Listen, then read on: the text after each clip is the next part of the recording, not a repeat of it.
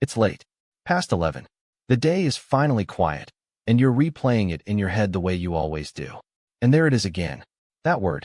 You said it maybe 30 times today without once meaning it the way it's meant.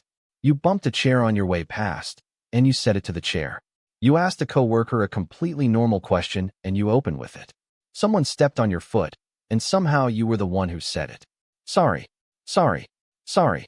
So here's the quiet question for tonight. When did you start apologizing just for being here? Because that's what it is, isn't it? You don't only say sorry when you've done something wrong. You say it when you need something. You say it when you take up space. You say it before you ask for help, before you speak in a meeting, before you reach for the last thing on the shared plate. You apologize for your own existence in 100 tiny ways a day, so smoothly and so automatically that you barely hear yourself doing it anymore.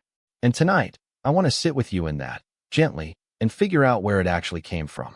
Because I promise you, it did not come from nowhere. First, let me take one thing off your shoulders right away. This is not a character flaw. You are not weak. You are not pathetic. You are not too much or too sensitive, whatever voice in your head likes to use those words. The reflex to apologize for everything is not a sign that something is broken in you. It's a sign that something happened to you. It is a learned skill, a survival strategy. And it worked once, which is exactly why it's so hard to put down now. So let me introduce you to the thing that taught you. The villain of tonight's story isn't a person, exactly. It's a lesson, an old one. You learned it so early that it doesn't feel like a lesson at all anymore. It just feels like the truth about who you are. And the lesson was this. You are a burden. Your needs are an inconvenience.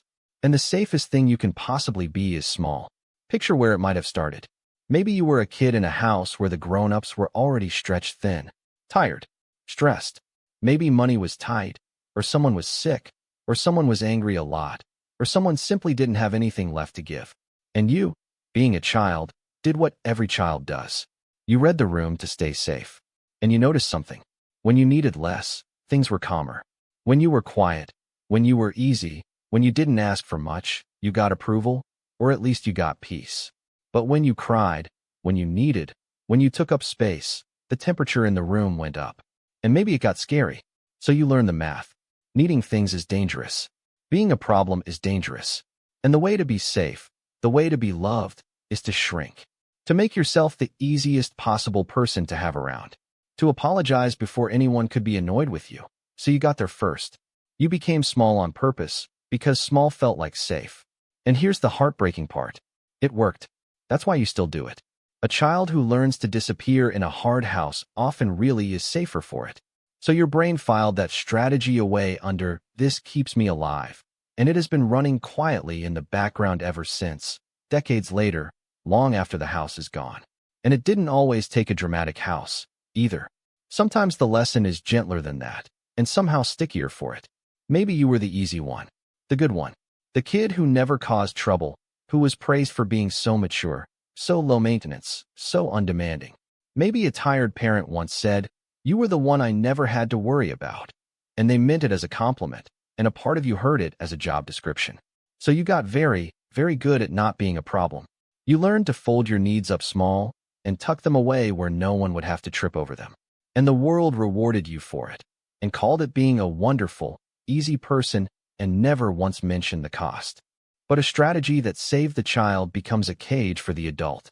Because you grew up. You left that room. But the lesson stayed, and now it follows you everywhere. So you over-apologize at work, terrified of being seen as difficult. Therefore you say yes when you mean no, because no feels like taking up too much space. And because you can never quite ask for what you need, you end up resentful and exhausted and wondering why you feel invisible. And then, of course, you apologize for that too. It spreads into everything. You apologize for crying. You apologize for being tired. You apologize for your feelings, as if having an inner life were a mess you've made on someone's clean floor. You say sorry, this is probably stupid before every idea. You say sorry to bother you, to people whose actual job is to help you. You preface your own opinions with an apology, as if the very fact that you exist and think things is an imposition on the room. And it gets quieter and sadder than that, too. Because the apologizing isn't only out loud anymore. It's the way you take up less room on the train. It's the way you eat a little less than you're hungry for so no one thinks you're greedy. It's the way you hover at the edge of a group, ready to leave the second you sense you've overstayed. It's the way you feel like a guest in your own life. Always slightly in the way. Always braced to be told you're too much. So let's go to the bottom of it. The darkest version of this. Because some nights it isn't just, sorry I bumped the chair. Some nights it's a feeling with no words that sits under everything. And if you finally gave it words, it would say, I'm sorry I exist. I'm sorry I'm a burden. I'm sorry you have to deal with me at all. And that, right there, is the saddest sentence a human being can carry. Because it means somewhere along the way, you came to believe that the world would be a little lighter if you took up less of it. That your very presence is something to be apologized for.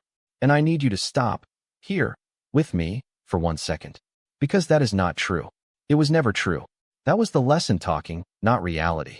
A frightened child drew a map of the world, and the map said, you are too much. And you have been navigating by that map for 20, 30 years. But the map was wrong. It was drawn in a storm, by someone too young to know the storm wasn't their fault. And think about what that lesson actually cost you. Because it didn't just make you polite. It made you lonely. Every time you swallowed a need instead of speaking it, you taught the people around you that you didn't have any. Every time you said, I'm fine, when you weren't, you stayed a little more unknown. You can't be close to someone you never let see you need anything. So the very thing you did to keep people from leaving, the shrinking, the apologizing, the disappearing, is the thing that's kept them from ever fully arriving. You built a smaller and smaller doorway, hoping no one would mind you, and then wondered why no one ever quite came in. So here's the turn. Here's what I actually want you to take to bed tonight. Your needs are not an imposition. Read that again, slowly. Your needs are not an imposition. They are just needs. Everyone has them. The coworker you apologize to has them. The friend you're afraid of bothering has them. Needing help, needing rest, needing space, needing to be heard. That is not you being a burden. That is you being a person. And a person is allowed to take up space. You are allowed to take up space. You don't have to earn your place in a room by being small in it. You were never actually charged rent for existing. That was a bill someone handed you when you were too young to know you didn't have to pay it. And you can put it down. Not all at once. Not perfectly. But you can start tonight, just by noticing. And here's something gentle to hold on to while you learn. The people who actually love you, the real ones, were never asking you to be smaller.